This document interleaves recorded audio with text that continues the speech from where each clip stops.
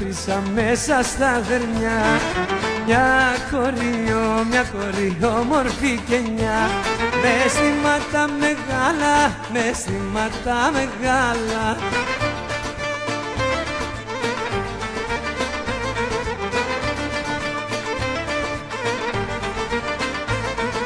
Είναι απ' τον Άι Στέφανο, νόστιμο και μελαχρινό, με αισθήματα μεγάλα, ο Παναγιά Κανάλα.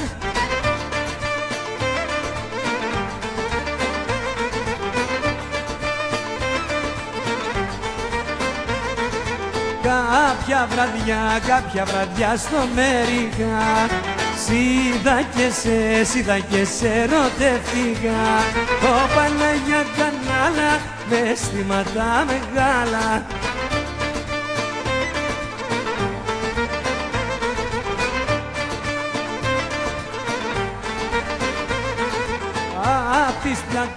Απ' τις πλακάρες πέρασα, σε είδα και σου γέλασα, μα δε μου γέλας μια στάλα, ο Παναγιά Κανάλα, δε μου γέλας μια στάλα, δε μ' αγαπάς μια στάλα.